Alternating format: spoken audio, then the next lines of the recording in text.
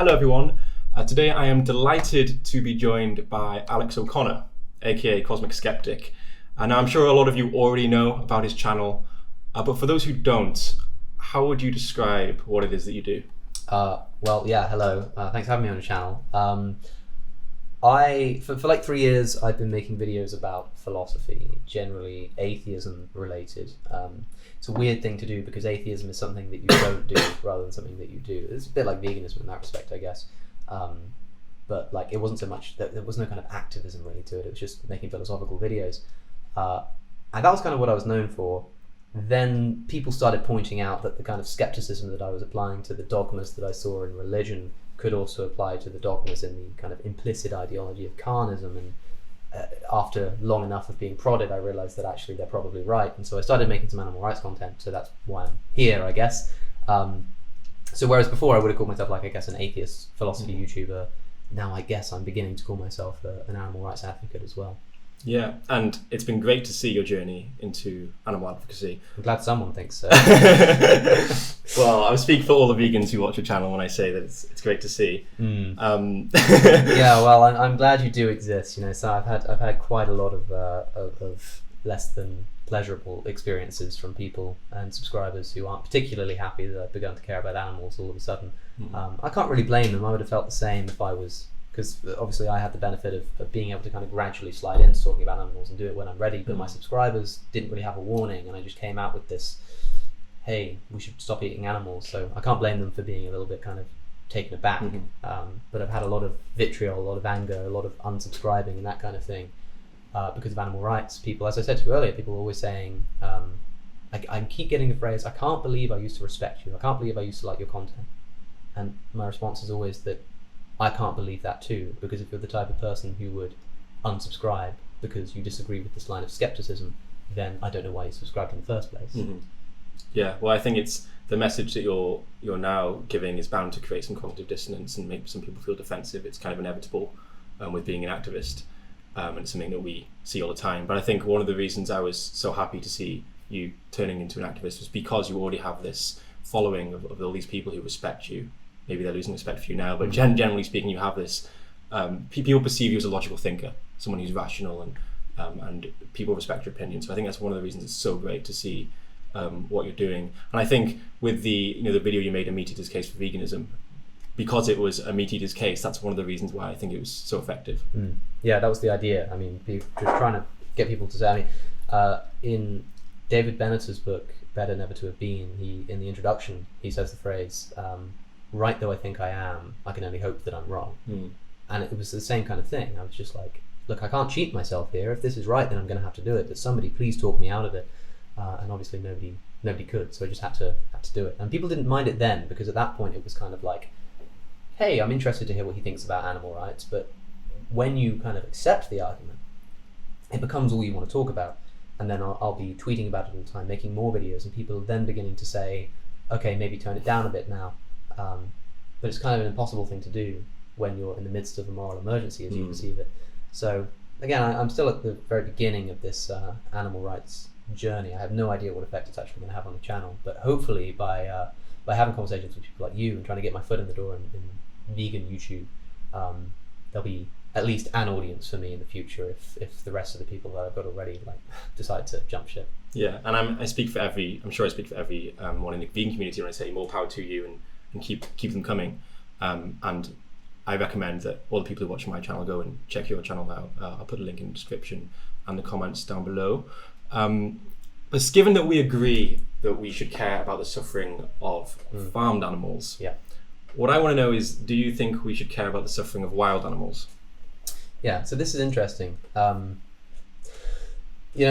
Obviously, there are a lot of vegan YouTubers and people that I interact with have been doing it for a long time, like far longer than I have, and I feel quite bad that I've got this large platform and get great opportunities when these people have been doing this for a lot longer. But they've been kind of vegan advocates from a dietary perspective. They're like, stop eating meat, right? You don't hear so much of a focus on leather or that kind of stuff from a lot of these people, which is fine, of course.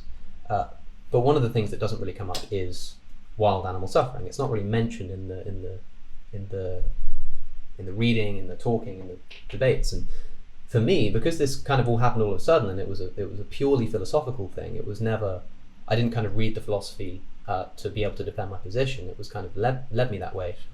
I've been kind of at the same time from the very beginning looking at animal ethics as pertains to wild animal suffering, and you made a video about it, calling it the vegan blind spot, and I think that's a fairly accurate thing to say, because if we're defining veganism as, you know, a minimization of suffering to animals, then the number of animals that are suffering in the wild far outnumbers those that are being factory farmed. At the very least, as vegans, we should be taking that into account. At the very least, we should be trying to justify how it might continue if we think it should continue. And then perhaps we should realize that maybe we should be doing something, we should be intervening. I think that's kind of the first step, right? It's like just saying, hey guys, are you even thinking about this? Like, have you even considered that the majority of the animals that you care about, and the majority of the suffering that you ostensibly care about, is not happening in factory farms? It's happening in the wild. And I think a video like yours is you know, when I watched that, or when I read some essays on the topic, I'm just like, yeah, how is this not on the agenda? I don't really understand it. I don't know. Why do you think it's like not? As someone who's been doing the vegan thing for a lot longer than me, why do you think it's something that people aren't talking about? Yeah, that's a really, really good question. It's one I'm still trying to sort of explore myself. But I do think there is something to be said that people seem to think, but because it's in nature, that we're very much separate from it. You know, we shouldn't intervene in nature. So they say maybe we have an obligation to not cause suffering to others, but suffering that's already occurring in nature, well, it's not our place to step in. Who are we to step in and change that? Yeah, but it's interesting because that's the same kind of logic that's used to justify eating meat. It's like a kind of appeal to nature, right? And even so, here people are they're making the philosophical distinction, I think, at the basis of this is the distinction between doing and allowing, right? Which is far from a settled debate in philosophical circles. Like, no one can really quite put their finger on what the difference is, or what the moral significance of the difference is, at least. But I think we can generally agree that allowing evil things to happen should be considered immoral in the same way that causing them to happen should be. You can take Peter Singer's puddle analogy as the kind of prime example of walking past somebody drowning. And obviously this is in a different context, but you know, if you see a child drowning in a small pond and it's not going to harm you to go and save them, maybe it will ruin your shoes, you'd be a moral monster to let them die. But like, I think the same thing would be true of a dog. You know, if you saw a dog drowning, you'd probably feel the same way, and for vegans you probably feel the same way about a cow or a pig. And it's like, but that's what's happening. Exactly. Right, that is what's happening, and it's the same way that Peter Singer kind of lucidly makes people realize if you saw the child, you know, dying and you could do something about it, then you would. And it's like, that's what's happening. It's just happening in Ethiopia. Yeah, it's the same thing here. It's like, that's what's happening. It's just happening in the wild. I think we have to be. This is why we have to be careful whenever we talk about anything to do with animal ethics. We have to do it from a principled basis, right? Don't analyze things at the level of the issue. Just take the principle that led you to one position and apply it elsewhere. It's like, why are you a vegan? Because you see a lot of animal suffering that doesn't need to be happening and you want to minimize it. Well, surely that also applies to wild animal suffering too. It's just people have a very, very strong bias against wanting to intervene in nature. Because it's one thing to kind of say, even though it might be called unnatural, I'm going to stop doing this. It's another thing to say, even though it might be unnatural, I'm going to intervene in this. I think that's maybe the difference that's making people not want to do it. Perhaps, yeah. And you've probably heard of this thought experiment because I did use it in my original video. But whenever I start a conversation about this, I like to use the wild slaughterhouse thought experiment. I thought this was great, yeah. So for those of you listening who didn't see it in the original video, if you're vegan, then I'd imagine you already care deeply about the suffering of animals in slaughterhouses all over the world. So in this thought experiment, we imagined that a slaughterhouse is appearing naturally, organically in the wild. And rather than say pigs, in a slaughterhouse we have deer, and the deer is going through the same experience that the pig would in a real world example. So the deer is suffering, and my question for people is, would you still care about this animal, and would you want this animal's suffering to end? I know you would say yes. So the next part of the experiment would then be to take away the physical structure of the wild slaughterhouse, because of course whether we care about this situation, it shouldn't be related to the physical structure of a building. Yeah. It's only the sentient beings that we care about. It's the suffering, and the suffering is existing in nature. It's like replace the organic factory farm for a log that's fallen on its leg or something and starving to death. It's like, it's the same thing. I think perhaps one of the differences is that obviously vegans recognize that we can never eliminate animal suffering. We can never eliminate animal death. Even to plant crops, we need to destroy wildlife, etc. However, what we're trying to eliminate is cruelty, right? And maybe this is the difference people see. It's like if we actively go and kill an animal for food, then that's actually a cruel behavior. Whereas if we just let an animal die, it might be bad, but it's not cruel. But the question becomes, is it cruel? Is it not just so much kind of like an immorality or something that should be avoided or prevented, but is it cruel to allow something like that to happen?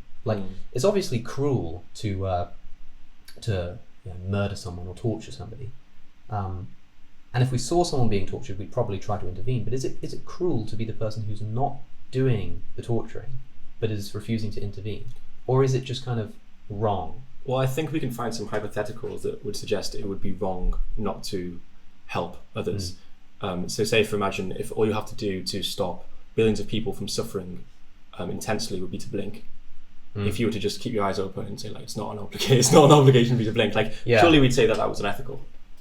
Yeah, of course, it's naturally unethical, but it's the question is, and I think intuitively perhaps people would also accept that not only is that unethical, but it's cruel, because that's the difference that I think I'm trying to make here. It's I think people see a difference in the kind of the agency, because one's an active commitment of an immorality and one's a kind of passive allowing it to happen. But as you say, maybe it's there's less blame. It's a different it's a different ballpark. It's not, you can't use the same arguments. You can't go around saying hey, you're causing this to happen, this is awful. It's it's more hey, this is happening and we should be doing something about it. It's got more of a force of charity. Sure. It's when people say that people are starving and we should go and help.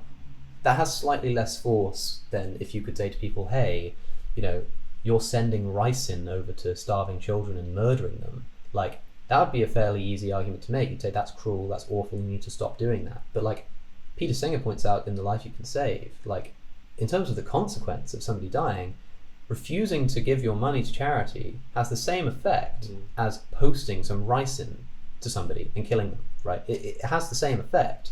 And the same thing, it's the same thing here. Going and killing a deer for food is probably going to cause it less suffering than if you allow it to die in nature. Nature's cruel. Nature is a beast in itself. The kind of death we're talking about, we're not just talking about a lion kind of ripping a gazelle's throat open. We're talking about starvation. We're talking about hypothermia. We're talking about disease. And even when it is just an animal killing another animal, predation, that's often absolutely horrific. They rip them apart. I've seen videos of warthogs being torn apart, and it's surely if you were in that warthog's position, you'd prefer to be hunted by a human being who puts an arrow through your head. It seems like orders of magnitude worse. And obviously for the animal, they don't care who's killing it. They don't care what's killing it. They don't understand what a factory farm is. They don't understand the difference between concrete and wood. Who cares which one it is that's confining them and causing them to suffer and die? It doesn't seem to matter. Yeah, and it really seems. I've been watching some videos of wild animal suffering, and words can't really describe how bad it is for some animals. The way they die is just worse than we can imagine and worse than I could possibly describe. Yeah. But it's interesting you mentioned people starving. I think there's a really interesting analogy to make there. Just if we think about the fact that in the third world there are millions of people dying from starvation and malaria, nobody thinks it's ridiculous to help these people. But for some reason, if we swap humans with animals and they're still dying of the same natural causes, certain people think it's ridiculous to try and help them. Yeah, I think a part of that is also maybe a feeling of futility. It's what can we really do here? The thing is, there are already conservation efforts. People are already doing certain things. They're going and they're immunizing rhinos so that they don't go extinct. People care a lot about extinction. I've never quite understood why people care about extinction outside of people who want certain species to stay alive to balance an ecosystem. People who just don't want the giraffes to die out.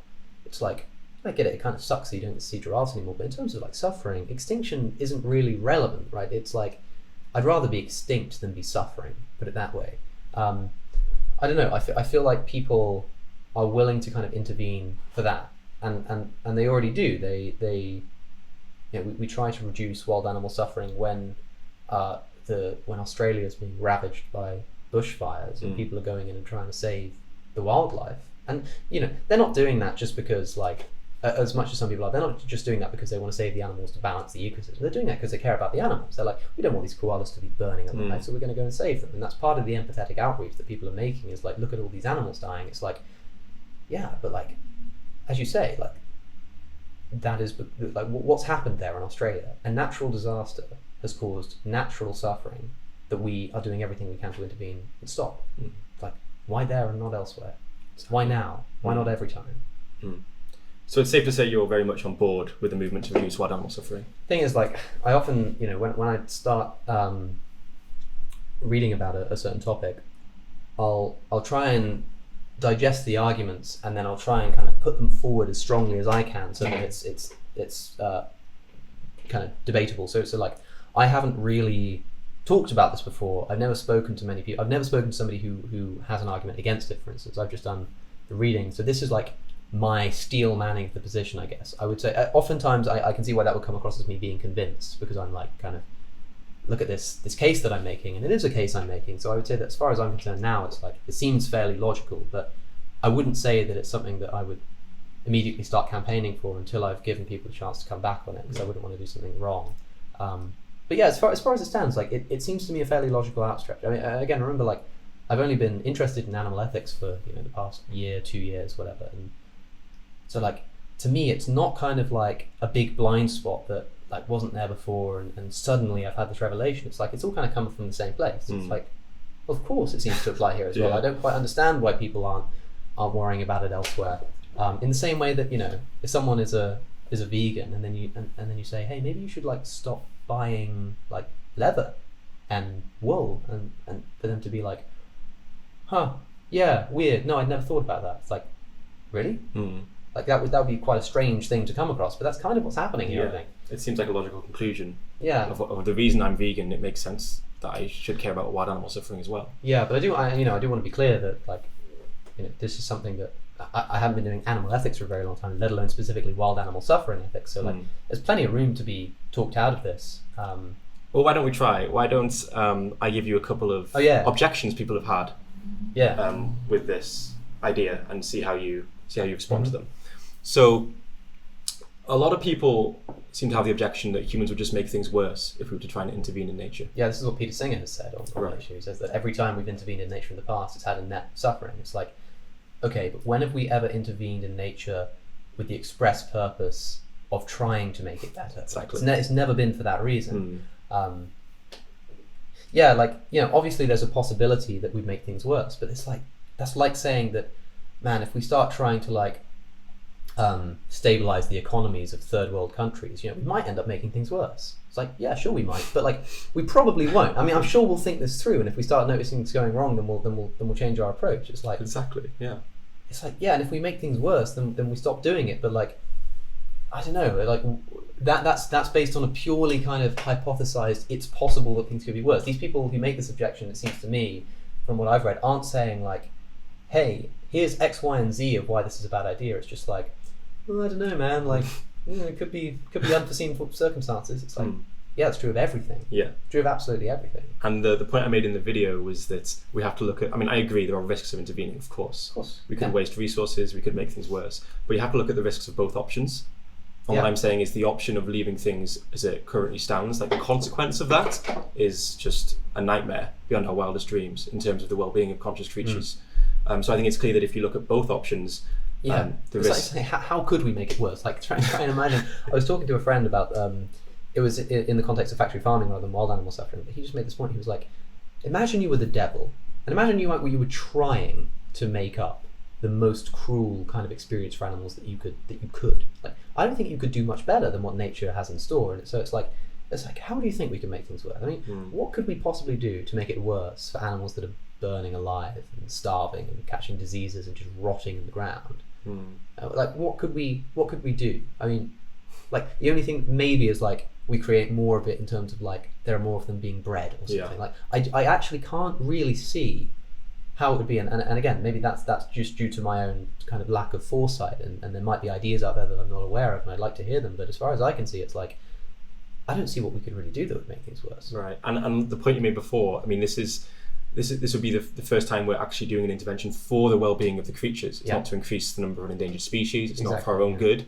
So if the best available evidence were to suggest that this intervention would make things worse, well, of course we wouldn't do it. It's not even for the good of the ecosystem, which is the usual reason people go. And I read an essay this morning. I forget the guy's name. Really annoying because I want to point people to it. Perhaps I'll tell you afterwards and you could link it in the description or something. It was sent to me, a collection of essays that he'd written by a patron of mine. And she sent me these essays about wild animal suffering. And he makes this interesting point about how, like, generally speaking, vegans are on board with environmentalism. But he was making this point that they're actually opposed in many ways. Like, if you're a kind of a vegan like he is that sees the problem of wild animal suffering, when people are making like conservation efforts to like reintroduce predators into like stabilize ecosystems, he's like, vegans shouldn't be for that. Like, they should actually be against environmentalists for that. Like, a lot of environmentalists want to, that there are kind of futurists, he points out, that want to expand wildlife into other worlds. They want to go and like terraform Mars or something, and they want to like introduce wildlife there. It's like, why would we want to introduce wildlife when wildlife is just full of suffering? It's far more full of suffering than anybody is, and we've known this for a long time. You can even in like non-animal rights philosophers have recognized this. Descartes recognized it and realized that animals can't reason, they're killing each other, they have to be machines. C.S. Lewis recognized that they can't feel pain because there's no way that could be reconciled with the loving God. Arthur Schopenhauer said, if you think that life consists mostly in pleasure rather than suffering, go and ask an animal that's being mauled to death. It's like, we've known this for a long time. Why the hell would we want to like bring it to Mars, you know? No, I mean, I agree. I think there is absolutely going to be a conflict between environmentalism and the movement to reduce wild animal suffering, and we can talk a bit about that as well later. Another issue people have with this idea is that, okay, let's say they accept that we're right. The suffering of wild animals is bad, and in an ideal world it wouldn't exist. But right now, what are we supposed to do about it? We can't do anything about it right now, so what's the point in talking about it? Well, the reason we can't do anything right now is because we haven't developed the technologies to help, because nobody's tried. It's like, I don't quite know what we could do. Again, this isn't my area. Like, what I'm convinced of as of now is that like we should recognize that if we can do something, we should. Right? That's the crux of the argument, right? Now you might come along and say, but there's nothing we can do. I don't believe that. I think there's lots of things we can do. I don't quite know what they are, but like, if that's the case, you can still accept the argument that if we can do something, we should. It's just that the conditional is false because the first premise is not true. It's like, we can't do anything. Yeah. But like, you can still accept the idea that if we could, then we should. That's really the moral issue at hand. But I don't know. Like I say, there are already things that we do. Like there are immunizations that we could be putting forward. Because when people think of wild animal suffering, they always think of predation. That's like the main thing. But like, disease is a big one. Like, let's just go and like start vaccinating animals. And we've already done that in the case of foxes in Europe. We've vaccinated them against rabies. So let's and I'd imagine that the reason that's been done is to kind of try and stop it spreading amongst humans. Yeah. But that's the thing. It's like, no, let's do it for their sake. Let's vaccinate them for their own sake. And again, this could be funded by private charity, right? If we develop a society that cares enough about animals. I mean, if we were living in a vegan society, I don't think it would be hard to set up successful charities that can fund that kind of thing. I think every issue of suffering requires a slightly different approach. So like that might be the approach to disease. Predation is going to be a tricky one. It's difficult to know what to do in that respect. Like feasibly, there are ways to take carnivorous animals and find the kind of lowest suffering diet that they could have and kind of procure that somehow. Again, that's where it starts getting into dodgy territory, because like, how are you going to stop them from like mauling apart unnecessarily large numbers of animals? Do you keep them apart? What does that mean? You kind of set up like essentially what would be a zoo. Well, vegans would probably be against that kind of confinement. It's like, that's a kind of grey area, right? There's a lot of room for discussion there. This is why I've kind of stayed clear from talking about specific interventions. Yeah. Because the truth is, I don't know.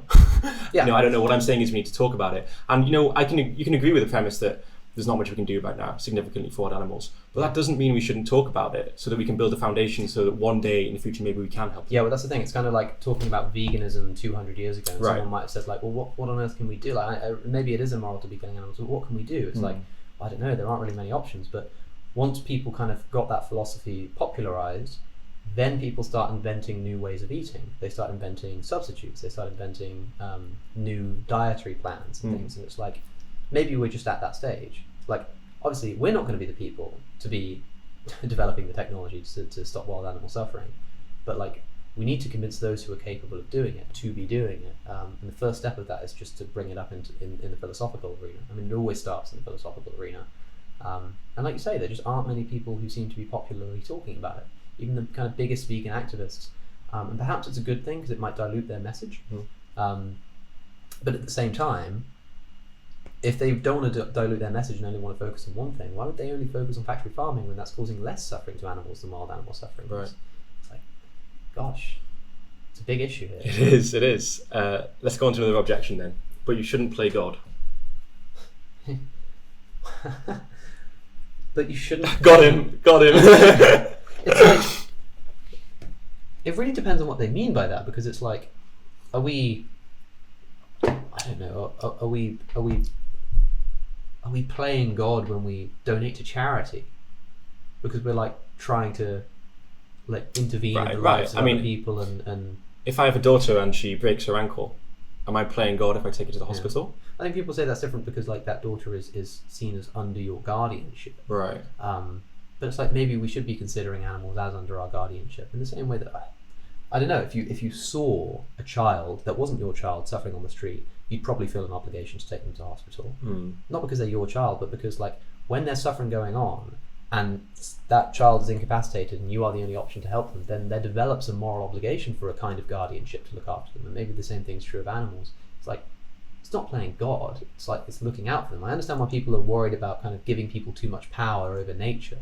But it's like, that's what we do, that's mankind. We have kind of, our entire history is one of abusing and exploiting nature to build cities and to build materials and to build transport and all this kind of stuff. And now, for the first time, we're saying what we've been doing for history, for all of history, which is like using natural resources to build up our civilization. Now we're just saying let's just like intervene in natural in the natural world to help the natural world. I would just be careful where that argument leads. You're going to say don't play God. It's like, where else does that apply? Exactly, Don't do anything. Don't help anybody else. Don't like and like I don't know what kind of like metric we need to use. I don't know. You'd have to speak to the person who's specifically making that argument to see exactly what they mean. It seems like no reasonable person would want to hold that view consistently, essentially. Yeah, but that's the thing. A lot of objections, a lot of points that people make. One easy way to, not necessarily always like debunk, but to at least make people kind of question them is just to take the same principle and see, does it apply to something else that you believe in? I think we can do that here. Another objection: biodiversity. Intervening in nature could affect biodiversity negatively. Yeah, but intervening in nature to do absolutely anything. As I say, we've been intervening in nature for all of human history, and yeah, you could say that it has had a pretty bad effect on the climate. But like, again, let's use that argument consistently and are you going to allow any kind of intervention into nature, any kind of intervention into biodiversity? Like, are you going to try and like save the bees? A lot of people want to save the bees. It's like all these arguments apply. It's like, shall we intervene and try and create refuges for bees and try and like spread their influence and stuff? It's like, how about you're playing God? How about you're interrupting natural biodiversity? It's like, yeah, but we're doing it because we're trying to improve the conditions. Again, in that case, we're still not doing it for the bees' sake. But I think it's just the same thing. And like, I've not necessarily got a problem with somebody who says, actually, no, I don't think we should really be doing this kind of thing. Like, it's dangerous. We don't really know what we're doing. We're playing with biodiversity. It's like, fine, but just make sure you're doing it consistently. Right? This is the kind of argument that could work. If somebody convinced me that, actually, here's some evidence that when we've intervened in biodiversity in this manner, for this purpose, and done it in this way, it's had this bad effect, and will have this bad effect if we do it this way too. Here's a compelling argument. I'd be like, that's actually... yeah, that's a great point, but like I'm just yet to hear it. Sure, and I think we'd have to question why that person values biodiversity. Yeah, because I think a lot of people would say they do because they care about the well-being of the creatures, and of course, any potential intervention would be taking biodiversity into consideration because we'd be doing it for the well-being of the conscious creatures. I mean, I'm kind of when I think of biodiversity, I'm thinking of kind of like stabilization of nature. Like I'm thinking in terms of like we need certain biodiversity to make sure that the environment stays livable. But if you mean biodiversity just in terms of like literal, like having a diversity of biological life, like that seems to have no real moral relevance. The thing that matters is the suffering of the animals. So like if disrupting the biodiversity will cause suffering, that's the problem. If it's just disrupting something, that maybe we kind of like, or kind of like have gotten used to, or the status quo, then like if it's not causing suffering, then it's worth doing to stop the suffering of the wild animals, I think. Mm. But you can probably tell from the way that I'm talking, it's like this isn't something that I would speak with confidence on. This is something that I would kind of, I would speak to someone who knows a thing or two about this, and I would put this kind of objection to them. I'd just say, this is kind of what I'm thinking. Like, what do you make of this? And they can either say, actually, no, intervening is a bad idea, and here's why, in most or all cases, and I'd be like, fine. Or they say, actually, that's a good point. If we can do it here, we should do it here as well, and that's a good point too. Like, which they do depends on the facts of the matter, but the principle is the same, which is that if it's not going to cause a net suffering, or even if it's probably not going to do so, because we can never know for sure, then I think there's a strong argument to be made that we should be morally in favour of. Yeah, I mean, you'd think that would be something we could all agree on, at least theoretically, that we should if we can. Yeah, but I've learned that there's no issue that everybody can completely agree on all the time. And it seems that oftentimes it's like the more obvious an issue is, the more there seems to be a divide on it. So another issue is more relating to a specific intervention. So I think I've talked briefly about the idea of reducing the number of R-selected species. So this could mean something like contraception or sterilization or something like that. Of human beings, you mean? Of animals. Oh, right. Oh, you say R-selected? R-selected. Oh. A reproductive strategy where animals have lots of different babies. That's R-selection, right? Oh, yeah. No, yeah, I know what you're talking about. Yeah. So. Yeah. Oh, yeah. Because you can either reproduce by having like few children, looking after them, or having many children, and not giving them much attention. Yeah, and turtles would be a case of the latter there. Yes. But people. So I thought you said our selection. No. Our species. I thought we were talking about sterilizing human beings. Not there yet. Yeah. A few more minutes maybe. So people have an issue with contraception, controlling the population of animals because they can't consent. Yeah. It's like, I don't think they consent. Like the baby animal that is born and knows nothing but suffering and death also didn't consent to that. It's like, what would you consent to if you were behind John Rawls's veil of ignorance and you had to choose whether to be born and suffer and die immediately or not be born in the first place? I think you maybe would consent to the latter, right? We should be allowing animals to live lives which are preferable, but for a life to be actually preferable isn't necessarily for it to be what is preferred by the animal, because they might not know best. It's what would actually be preferable did they know all the facts. And I think that for a lot of animals that haven't been born yet, in the kind of antinatalist spirit almost, but to not quite to the same, because that requires a different assumption, but just going off the assumption of like balancing pleasure against pain, not considering their asymmetry. You could make an argument that actually you would rather rationally not be born at all. And perhaps that's it. And again, we might be wrong about this. Like maybe we should be taking it into account and saying it is unfair to kind of take that agency away from an animal to reproduce or to be born. But just consider that they don't consent to anything that happens to them, and they certainly don't consent to the suffering that we're trying to prevent, right? Exactly. Again, I haven't thought much about the idea of sterilizing animals, but it's like people do it to their dogs. Right. Yeah, and people do it to their cats. we don't see sterilizing a cat as the moral equivalent of sterilization in humans. We see a difference there. Yeah. Do you think that difference could be related to the animal's capacity to understand what's happening? Absolutely, but it has to be, doesn't it? Because like if a human being wants to get sterilized, then we let them and we say like, yeah, that's fine. But we recognize immediately that they're doing that knowing what it's going to do, right? Like they know that that's they know what's involved, and like you say, the reason why we sterilize like a dog or something is precisely because they don't know and they can't consent to what might result. They can't consent to having a child or whatever because they might not understand that's what's going to happen. I think I do think that's probably the difference there. Is like we understand what it means to be sterilized and they don't. But again, like maybe someone could make a good argument that says that we really shouldn't be doing this to animals, and like fair enough, but like be consistent about it. Again, like if we were okay with doing it to dogs and cats for our own sake because we don't want them, having some kid that we have to deal with or whatever. Like the same should apply elsewhere, I think. Again, like I'm always just looking for consistency, right? Mm. And maybe there is a relevant difference between like sterilizing a pet dog and sterilizing some turtles, and again, that might be there, and I'd be all ears to hear it. But as far as I can see, it's like it's not something that we should at least just immediately reject out of kind of like, oh, that seems like a weird thing to do. Yeah. I don't know. I mean, look at it from the victim's perspective. You know, would you rather be suffering and only know suffering, net suffering, or never have been born in the first place? It's the same thing I ask of people who are worried about cows going extinct if we go vegan, which wouldn't happen, but they're like, you know, cows are going to go extinct, and I say, like, look, I'd rather be extinct than on a factory farm. I'd rather be dead than a cow on a factory farm. I think the same thing kind of applies here. Sure. It's the same way we say, let's stop breeding animals to be eaten, right?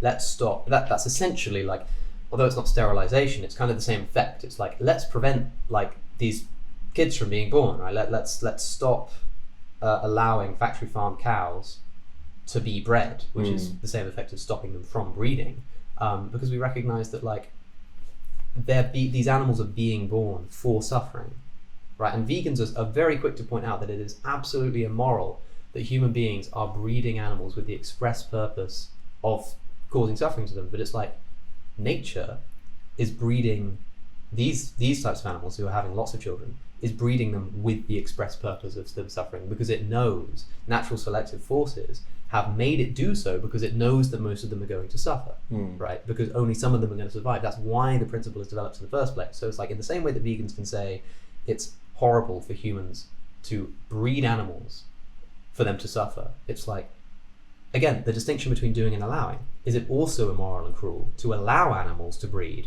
that are going to be bred for suffering? Do you think what's also coming into play there is that idea that what's natural is good, and because it's nature, it's good, it's beautiful, we should let it happen? Yeah. And it seems to be such a prevalent view. Yeah, but it's because it's like instinctive, right? Even the vegans who are like very quick to point out that we shouldn't be using this naturalistic fallacy, although that's probably the wrong term because that's a slightly different moral concept. But you know, an appeal to nature. Like you can't help but have these kind of instinctive feelings about certain things, like you know, if somebody, you know, meat eater or vegan or whoever is told to start taking an iron supplement or something, you might feel a bit weird about that. It's like the anti-vax crowd, they feel weird about vaccines because it is a weird thing to have a needle stuck into your arm and be injected with a pathogen. It's like that's strange, right? But like we allow our reason, our rationality to override that and say like, well, obviously this is something we should be doing anyway. But it doesn't mean that the instinct isn't there, you know. And I think the same thing applies here. It's like we kind of have this instinctual feeling that nature is how things ought to be. Do you think there is any good reason why we should value nature intrinsically? The only possible thing that I can see about it is that like we know we can garner a lot of like descriptive truths about nature. It's in the same way as kind of like what capitalism tells us about human nature. It's like it essentially tells us like what human nature does, right? It's like it's got a lot of descriptive power. Like there are certain things that we can learn about the natural state of affairs, the way that animals behave, the way that we behave naturally, that can inform our moral judgments. Like we could recognize that if nature, if we saw that like in the history of human beings there was like a lot of rape, then we could recognize that maybe like, you know, a tendency for sexual violence is part of like the human genetic code. And so when we're trying to make a moral case to eliminate sexual assault from society, we can then take that into account, and we can kind of counteract it, and we know that that's something we need to take into account, right? But I think that like looking at nature and looking at how it like prescribes us to act is only useful in that kind of informative sense. I think that any time that somebody is purely making an argument from appeal to nature is not making a serious moral case. I don't know if you see the same thing, like if you can think of any examples. I can't think of but it. It's always the unnatural argument that is invariably in the way of any moral progress. The gay rights movement, right. The interracial marriage movement, whatever it may be, like it's unnatural. Do you think there could be a status quo bias as well? Yeah, I mean that infects absolutely everything we do. Certainly so. But that doesn't just apply to like intervening in nature, that also just applies to everything we do. Like, you know, if someone wants to build a new tower in a city, people are probably going to be a bit iffy about it, even if it's going to be like good for them. there's certainly that kind of bias. It's the same thing with intervening in the world. In the world, it's like people are going to be iffy about it, even if you can demonstrably show that it's going to benefit everybody.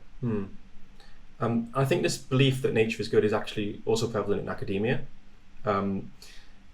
I mean, wouldn't it be fair to say that a lot of conservation efforts are based on the fact that because something is natural, it's therefore good? Certainly so. I mean, it's certainly not prevalent in like moral academia, and rightfully so. Like no serious moral intellectual who spent 30 years really kind of studying ethics is going to make a serious appeal to nature. Like it's just kind of unheard of.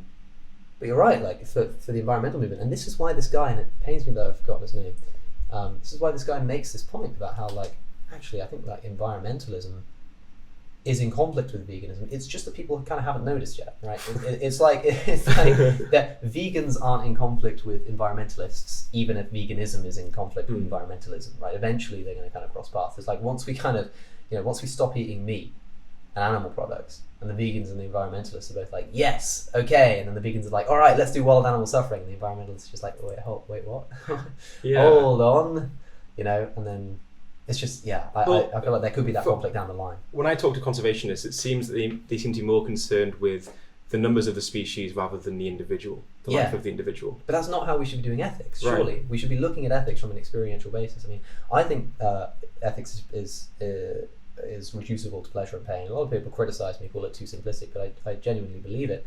But whatever you think that ethics is reducible to, I think that it's an experiential phenomenon. We've largely agreed as a society when we look at issues like abortion, and we decide that the key issue is when the fetus starts feeling pain, when it becomes a human, when it's sentient, right? With animal rights, it's like, are plants sentient? All this kind of stuff. Like people are kind of implicitly recognizing that what we care about is an ability to feel pleasure and pain. Well, pleasure and pain are experiential by definition, right? Like it doesn't matter. The only thing that makes it worse that two people are suffering than one is that there's kind of more suffering being experienced, right? It's not that there's more suffering present. It's not like there's a higher number or anything like that. It's just because the amount of experienced pain is double, but it's still an individual experience, Do you think there's a possibility that we could get environmental groups to shift their thinking from the species to the individual? I'm not sure, because environmentalism as a whole, I mean, it's not really a moral pursuit. I mean, you can become an environmentalist for moral reasons, but environmentalism itself is not an intrinsically moral pursuit. It has to look at biosystems. It has to look at species. It can't really focus on the individual, because that's not how it works. I think.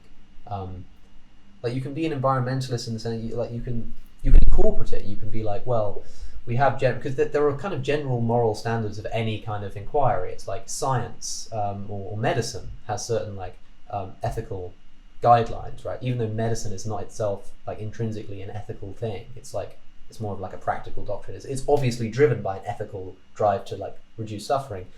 Same thing can be true of environmentalism. So we could start establishing hey, we should be looking at ethics from the individual's perspective, and then the environmentalist might say, okay, so what can we do based having that assumption and taking that into account. But I don't think environmentalism itself can ever be an individualistic pursuit. It just seems to me that the reason someone would care about the environment is because they care about the sentient beings on Earth. I don't know if that's the case. I feel like a lot of environmentalists kind of care about the Earth, right? They care about they give the rock that we're living on intrinsic value, you mean? I guess you get a kind of, it's almost like a spiritualism around a lot of it. They talk in terms of Gaia, the earth god. It's it's alive. It's moving, the oceans and the rivers and the trees are all part of this grand and they kind of see value in that entire structure, rather than in the same way that an environmentalist doesn't necessarily care about an individual tree. Now, I've never seen an environmentalist cry at a particular tree being cut down. It's they care about trees, right? And that's again that might be complicated with the fact that some also care about that from a purely global warming based perspective. Sure. But I mean those who just care about nature separate from that, it's they don't care about a particular drop of water. They care about the river and the rivers. It seems really sad that we could place higher value on a non-sentient object than on the conscious creatures who are feeling and suffering. I was just thinking about that. I mean, it's like, it seems to me that a lot of the time environmentalism spends as much time thinking about how to save the trees as how to save the animals, right? And perhaps some people want to save the trees because that will save the animals. People talk about habitat destruction, for instance. But you're right. I think if people are, because I don't want environmentalists to think that I'm trying to lump them here. I'm just saying it is possible. This is why I don't see it as an intrinsically moral pursuit, because it is possible to be an environmentalist, but care about it in that way, which I think even most environmentalists would recognize that that's a bad way to be doing it. But that's not because of the environmentalist principle. That's because of the kind of animal rights implicit principle. They can be doing that. And if they are, then the reason is surely because of the fact that they're not looking at ethics from an individualistic perspective. So you're clear that you suggest that it's a moral obligation to be vegan.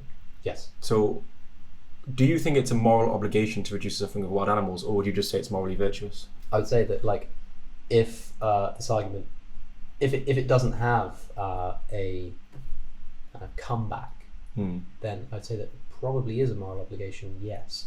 The difference is slightly because it's kind of the same thing as like charity. People are often like, is it a moral obligation to give your money to charity, or is it just virtuous? And people say, well, you get into a bit of a problem when you take the logic to its conclusion, because you should never shave your face, because the money that you spend on the razor could go to like buy a malaria net, and when is a bit of facial hair ever going to be more important than that? And it's like, well, good point, but the difference is, like, in order to do absolutely everything to completely eliminate the problem of factory farming, what do we need of all individuals? Well, we need them to stop eating meat altogether, right? What do we need to eliminate poverty? Well, we need people to give a certain amount of their money. People have calculated like how much needs to be given, and it's not an exact science, of course. But like, of an individual, if every individual were to give like a certain amount, then global poverty could be eliminated, let's say. But like for veganism, in order to stop factory farming, it's not enough for everybody to cut down. It's like everybody has to stop entirely. It's not the same with charity, which is why like it's difficult to talk about it in terms of obligation. I think that you can say there is an obligation to give to charity to the extent that's practicable, and that there's an obligation to try and normalize that in society. Same thing's probably true of this. It's like, yeah, it's an obligation, but it's not an obligation in the sense of like, whereas as a vegan, the obligation is to completely boycott animal exploitation. Like, it's difficult to kind of do everything you can, because you could always be in the wild, like looking out for animals, trying to save them. Like if you consider it a moral obligation in that sense, then I think it's a shame. But if like as a society, I think there's a moral obligation to do something about it. Again, like I think that provisionally, based on the arguments that have been presented so far. But again, I'd love to be talked out of it, if not just because this is going to like take a lot of time to talk about and discuss and debate, and I'd love to be able to focus my efforts on factory farming. But if there's something that's causing more suffering, then it's probably something we need to be paying attention to. Sure.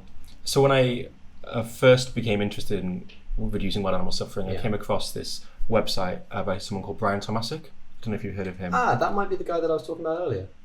I think that's the guy whose name I forgot. Yeah.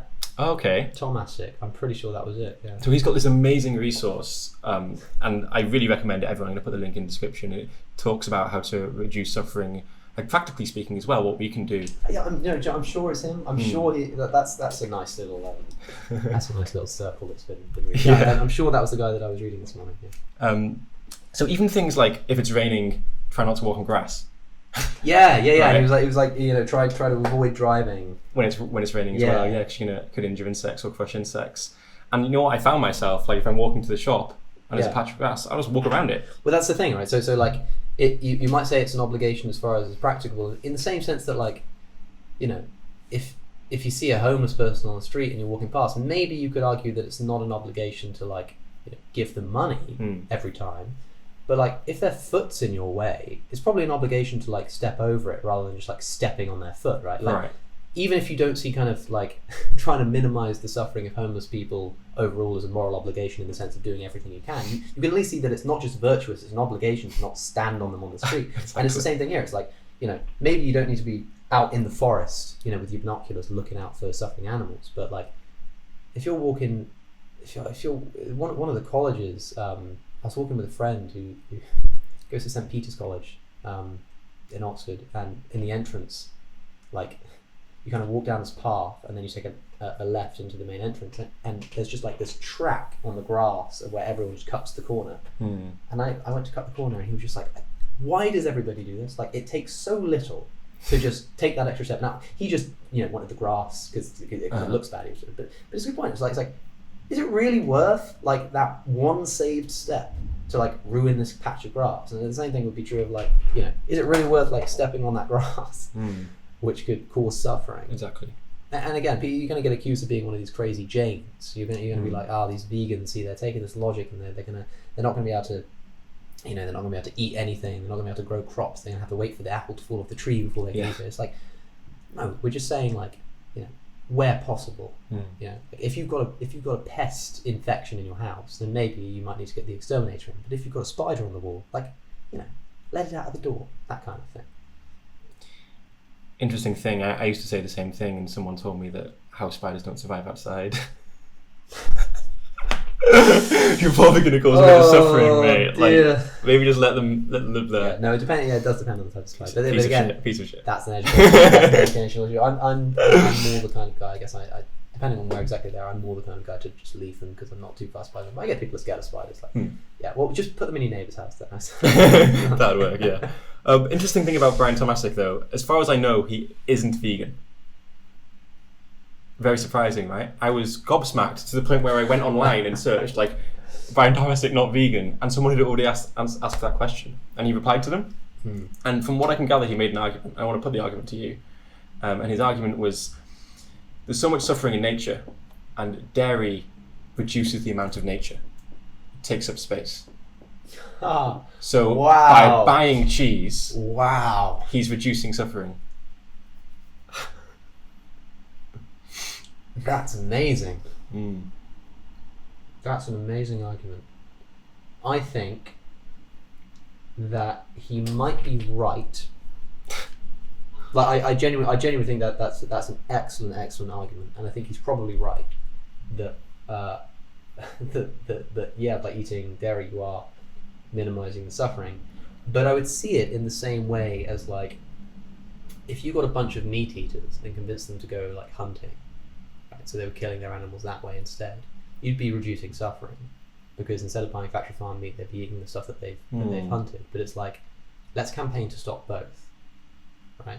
If factory farming's gonna exist, then maybe it's a good idea to encourage people to hunt because that's going to cause less suffering, right? And I often say that to people, like if they say that they hunt their food, I'm like, I'm glad you're doing that because that's causing less suffering. Eventually, I still want to get rid of it, but I'm glad you're minimizing the suffering. But like, as vegans, we can recognize that. We can say that maybe it's better to hunt than to factory farm, but let's not do either. In the same way, it's a bit fatalistic to be like, well, eating dairy is going to minimize suffering because we're reducing the space for wildlife. It's like, surely we can be doing both. And I mean, I don't know how he came to the calculation, but couldn't we?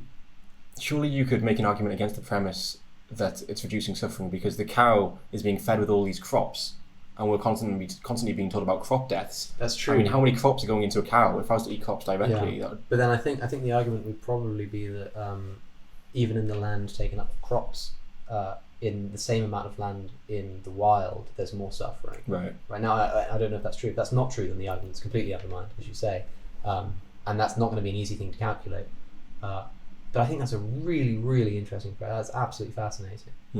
Quite a genius defense of dairy. It's probably the best defense. You like cheese that much? It's probably the best defense I can think of actually for continuing to eat dairy. That's a really, really powerful argument. But the power in the argument is predicated on the fatalistic assumption that we'll never get rid of factory farming, that we'll never get rid of wild animal suffering. Sure. It's like, well, we're never going to do anything about that. So let me just like take up the potential space with this other immorality, with this lesser immorality. It's like we should campaign for the end of both.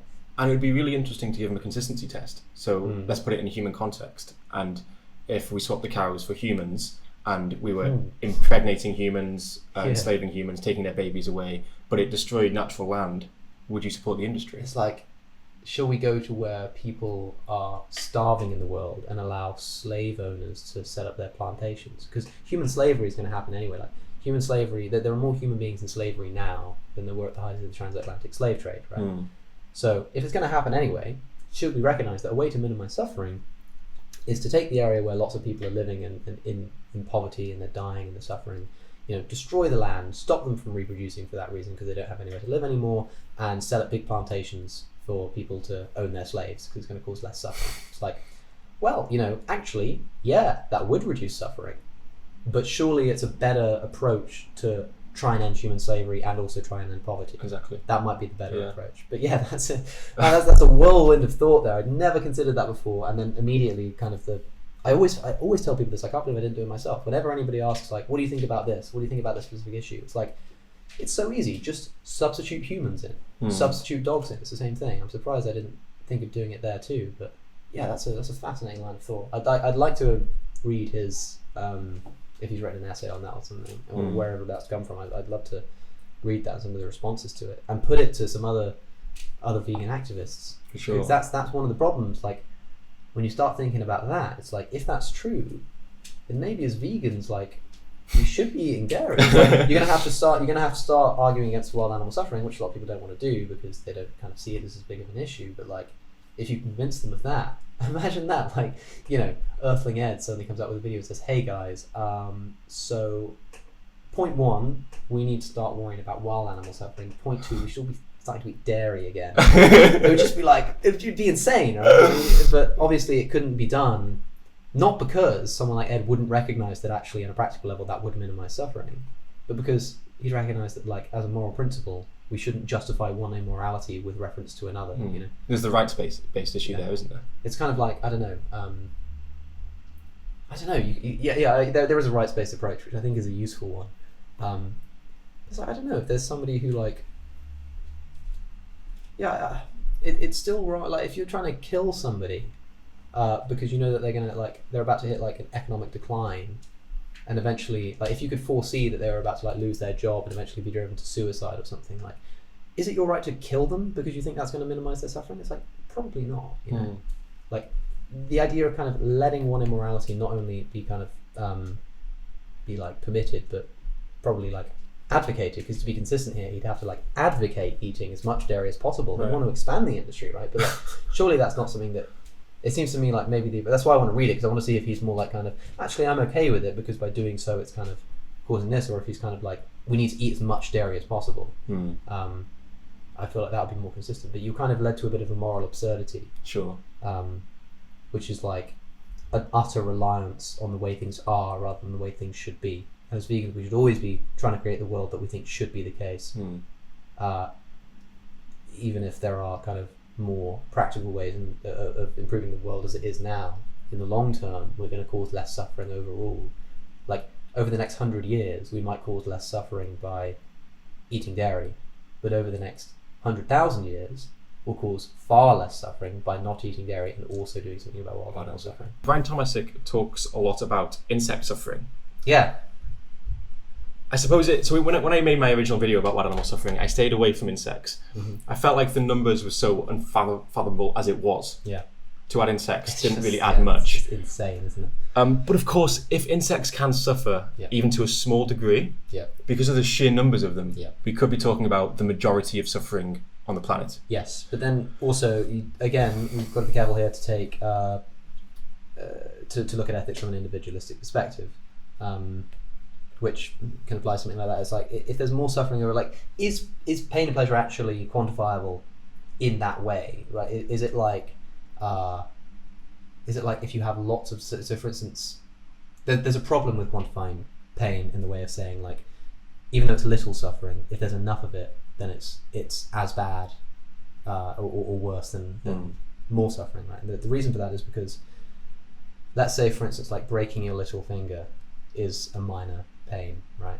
Breaking a little finger, I was going to say fingernail, but let's say the finger, right? It's quite bad, but it's not like the worst thing in the world. And I could say, like, what's worse, like 10 people breaking their finger or one person breaking their hand? Like, what would we prefer? What about like 20 people breaking their finger, 30 people, 40 people breaking their finger versus one hand? And eventually you get to a point where you'd be like, I'd probably rather have one person break their hand than 100 people break their little finger. And then you say, okay, so what about 100 people breaking their hand versus one people breaking their arm?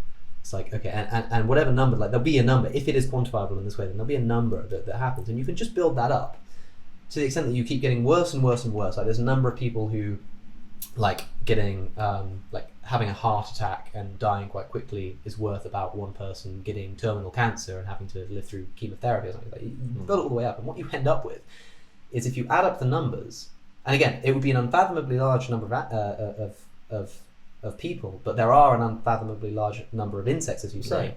There would be an amount of people breaking their finger that would be worth the person getting cancer. And that seems a bit absurd, right? And maybe you think, actually, no, if there's enough people breaking their finger, then maybe it might be worth it. But then just break it down further. What about breaking your fingernail? Like, there is a number of people, if pain is quantifiable in this way, that enough people like I don't know, get a pinprick. If enough people get a pinprick, or like getting a 20-second headache, or like kind of yawning and feeling a bit dizzy in the morning when they get out of bed. Enough people having that's worth somebody getting cancer. It's like, do we really think pain is quantifiable in that way? I mean, maybe you do. There's nothing inconsistent about thinking that. It just seems like it goes against our thinking. If you don't think it's that applies, and what you've got is a situation where what matters is the intensity of pain that's being felt by the individual. And yes, if there are more of them kind of feeling it, it is worse. But it's not worse in a kind of sense that is that you can equalize with a more intense suffering. Like it's not on the same scale. Like having X amount of suffering plus another person experiencing X amount of suffering is not the same as one person experiencing 2x suffering all for themselves. Right? It's a different kind of badness. I think the same thing can apply to insects. So we can be doing everything we can to minimize insect suffering, but to say that like it's kind of the primary moral concern because of the amount of suffering that's going on, it's like, if they're only capable of a little amount of suffering, then I don't think that's the case. Problem is that suffering being an experience phenomenon, if insects are feeling like less suffering on paper, that doesn't mean that they're experiencing less pain. It might mean that they experience pain more acutely because it takes up more of their cognitive process, and so for their experience it's like a more acute sensation than it is for us. Then we're in real trouble. But yeah, I think we have to just be careful about how we're quantifying pain. Right? Sure. So I've often said that because of the number of animals involved in factory farming, you could make a case that like if you break ethics down to pleasure and pain, that factory farming is worse than the slave trade. Perhaps the argument against that would just be to kind of make this point, and that argument can be made against it. But I think at any rate we can recognise that it's still bad, even if it's not as bad. That's just to of course, some people would dispute the idea that insects can suffer. Of course, yeah. But I mean, from an evolutionary perspective, wouldn't you say it makes perfect sense that they can feel pain? Yeah, it makes sense. I mean, again, we're kind of like seeing them quite mechanistically. You can kind of understand why Descartes looked at a pig and thought it was just a kind of robot, with the way that we kind of look at insects. It seems kind of logical to think that they are just kind of, they're almost like little machines, right? But the thing that gets me is that obviously, so for instance, ants. Well, no. Should we start somewhere else? I mean, there are insects that have been shown to kind of respond to their environment. For instance, I can't remember which insect it was. This was one of his essays as well.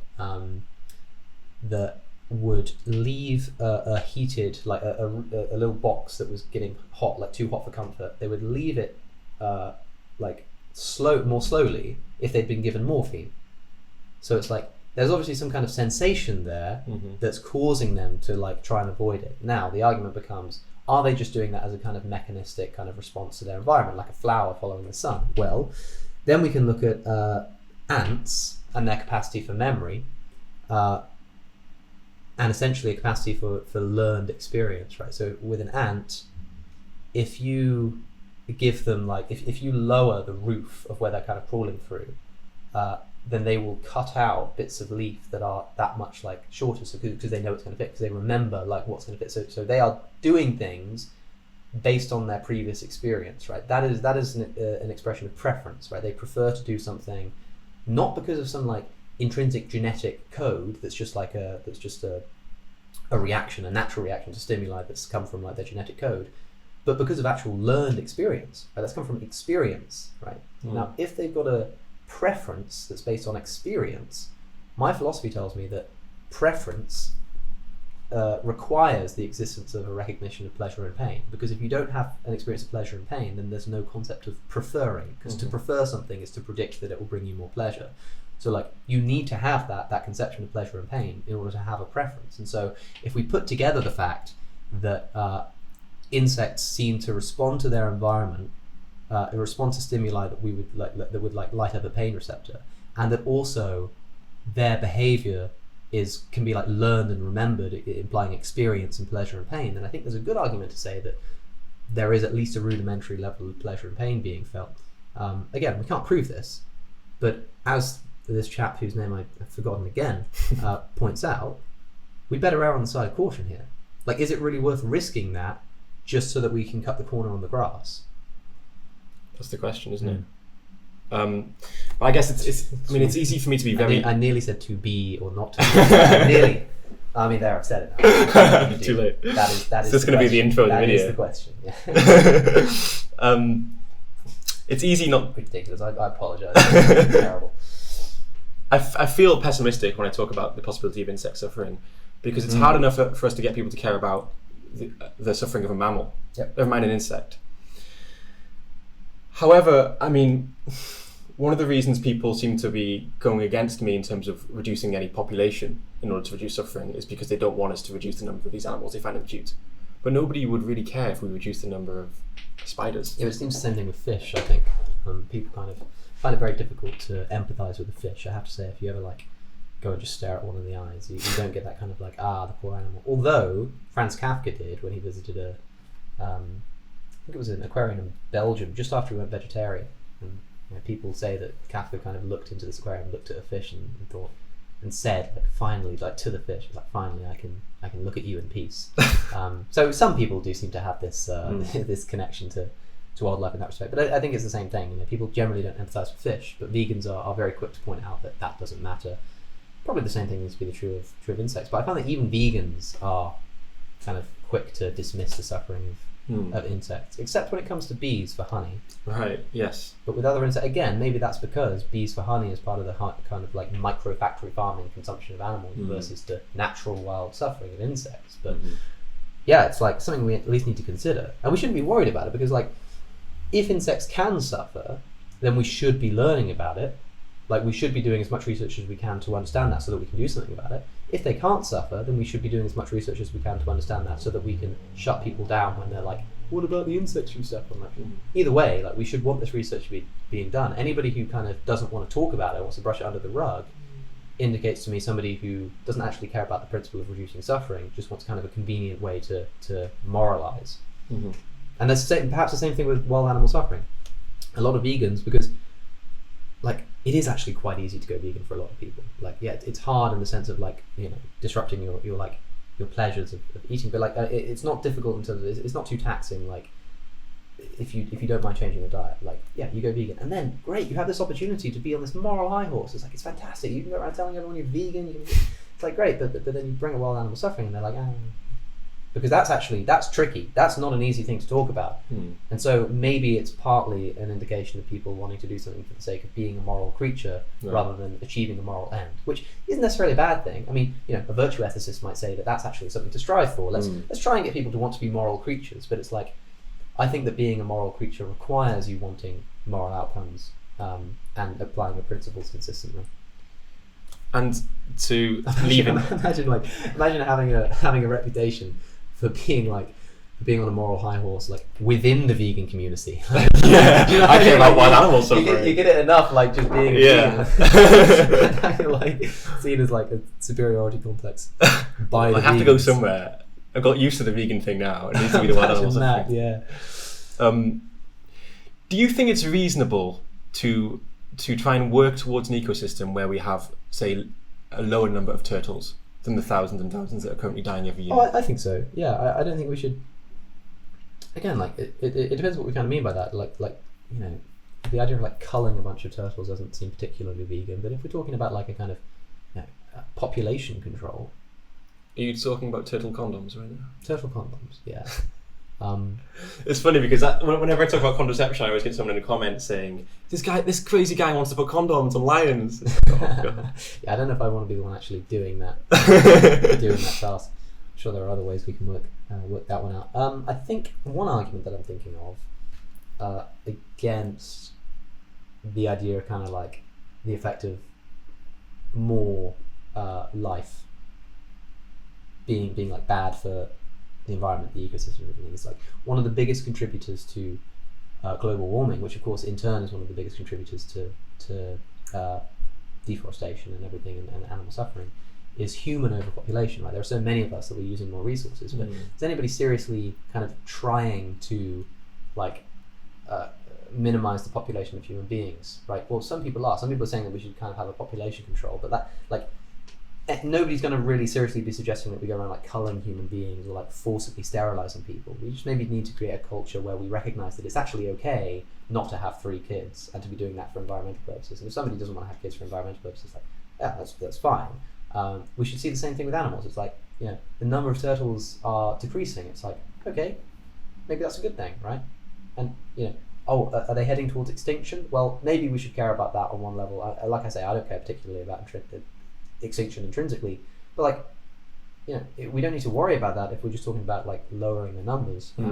But again, this kind of rests on the idea that it is better to cause like less numbers of animal suffering, which is true, but it's not. Maybe that's not the way to approach it, because that's not as effective as reducing the amount of suffering each individual is feeling when they are alive. So it's like you can either reduce the number that are suffering, or you can reduce the conditions in which they're suffering. And if you could choose one, I'd rather reduce the conditions. But you know, reducing the number is also another way to do it. But I don't know if it would be so much reducing the number as kind of, although I guess, you know, it would require some kind of intervention. But I don't think, I don't see like a problem with that. Again, you have this kind of like naturalistic urge to be like, oh, that doesn't seem right. You know, we can't be intervening in that way. But it's the same kind of thing. It's like, I don't know. But again, like, you know, I'm not an ecologist. I don't know the effects that this will have. But like, just from a moral perspective, like, yeah, I don't see a problem with it. You made a comparison there to reducing the number of humans in the world. That brings me on to the second topic I want to discuss with you, and that's antinatalism. Okay, everyone. So the initial plan was to have a long conversation with Alex and have them both in one video where we talk about antinatalism as well as wild animal suffering. However, Alex has just suggested that we're going to put the antinatalism part of this conversation on his channel. So I really do recommend that everyone goes over to Cosmic Skeptic's YouTube channel now and watches that video. And make sure you subscribe to him as well. What he's doing is great. It's really helped me with my thinking logically and rationally. And he's got a lot of interesting topics there, not just about veganism, but about science and atheism as well.